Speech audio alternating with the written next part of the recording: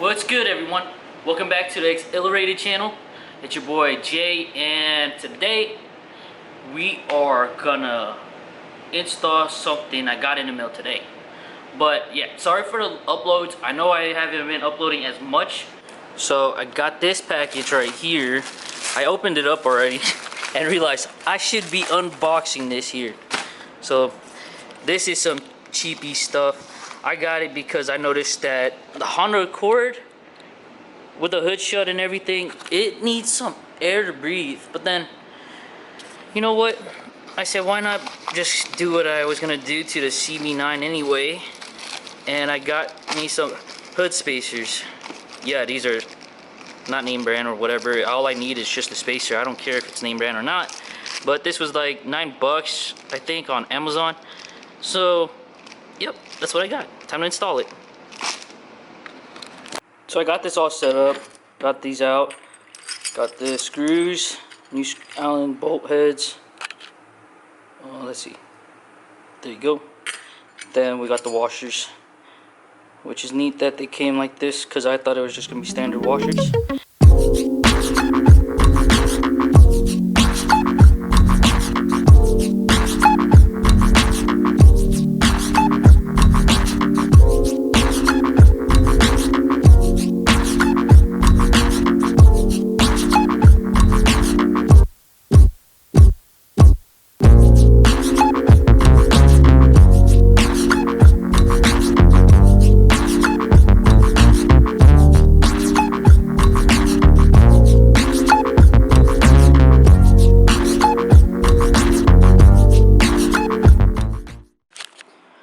So, got it done, and that's how it looks.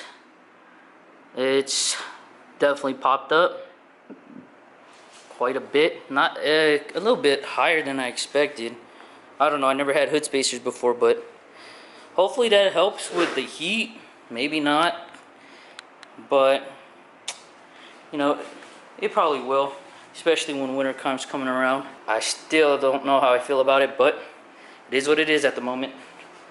So anyways, that looks like I need to bring this side down more so it could sit flush right there. Yo guys, so I got another package that came in today. Last time we got the hood strut or hood spacer. Kind of like it. The vinyl decal is about to get ripped off pretty soon. So what's in that? I wonder if you guys can guess. Leave a comment down below if you guys can guess what is in that box. But I'm getting new suspensions, so the car ain't gonna be bouncy no more. New suspension. I ordered a dash mat because I feel like since this sits out in the sun sometimes, I don't want it to be like that. Then what's in this box? I wonder what it is. Let's go ahead and cut that open.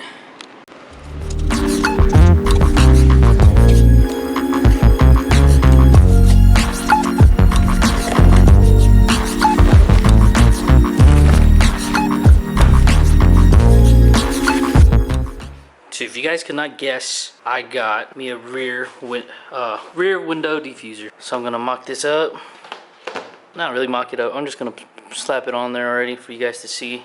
And there you guys go. The rear window diffuser is installed. Probably might have to pull it outside to get a better view of this. So it's the next day, guys, and it's the package that I've been waiting for so long because I am tired of how bad my car rides. But anyways, let me show you what I got. So I got function forms on my wagon.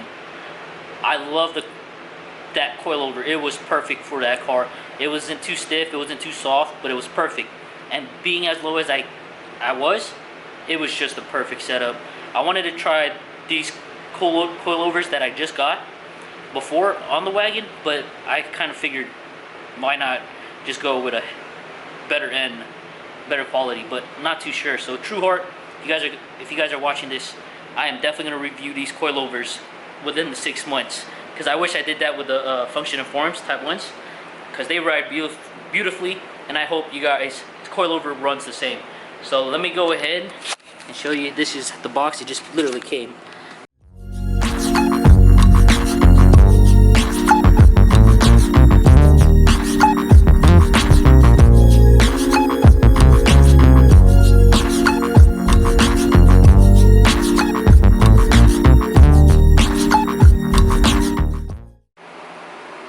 So guys, I got the front coilovers off, and I don't know if it got messed with before I got it, but all I know is that when I got the function informs, mine was like already kind of preset, and I didn't actually have to set the adjustment for the height.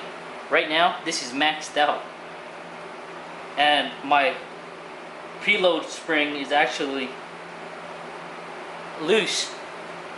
It's actually, I don't know if they mess with this. I think I got an open box. I figured since this is not preloaded, I go ahead and show you guys how to preload this. So pretty much, I got this maxed out. I lowered the bottom perch, so the second to bottom, right there. And all I'm doing now is twisting this hand tight until I can't twist it no more. So like right now, I'm still able to up without loosening the bottom perch at all. Mine got loose, but that's all I could turn it. So now you're just gonna tighten up this bottom one. And now what you're gonna want to do is spin this perch until you get a gap the size of your spanner wrench. So you want to be able to put this in between, and that's how you measure out your preload. Then once you get that gap again, you just close it back up and tighten it down. So I'm gonna go ahead, preload these the right way and get it hooked up.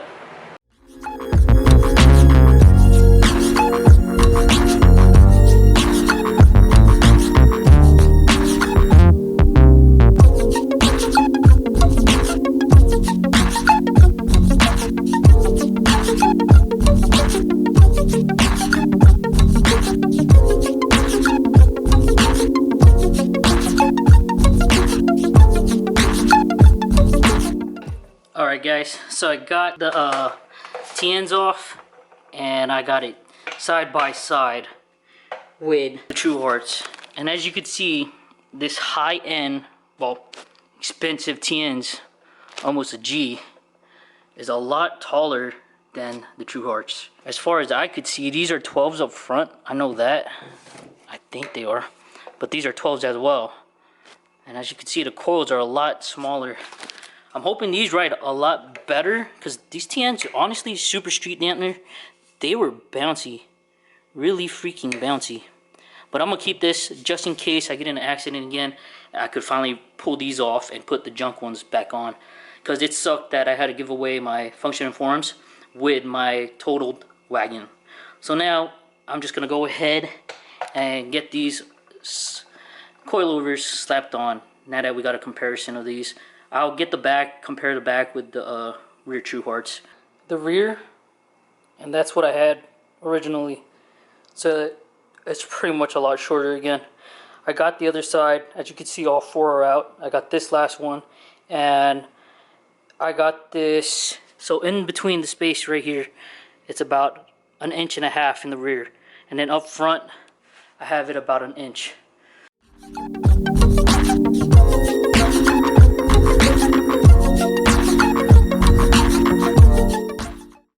Okay guys, so I am finally done lowering the car. Well, okay, I'm not finally. I gotta do some fine adjustment to the cd5. I didn't expect it to be dropped the way it is, but knowing that it's on better suspension, it makes me want to test ride it with how low it is right now. So remember I said up front, I got about 1 inch in between the spanner screws. So I got that. In the rear, I got 1.5. So the rears are not tucking. They're pretty set. They look perfect. And then we come up to the front, and boy, I am tucking. It looks good, but nah. Alright, I thought I was gonna end it right there, but I'm not. I'm pretty much gonna raise the car up a bit. It is undrivable. If I turn the wheel, I don't have a fender roller, so the wheel is hitting my fender. So I'm just gonna adjust it lift it up about maybe another inch, just so it could keep the gap closed, but also staying aligned with the rear end. Because the rear end looks like it's a perfect fitment for me. I like the way it's gapped. The wheel is tucking nicely right under there. So up front, I'm gonna lift it up the same way, because let me shine the flashlight for you guys right here. And as you can see, right there, I'm about to hit the floor. So let's go ahead and adjust that.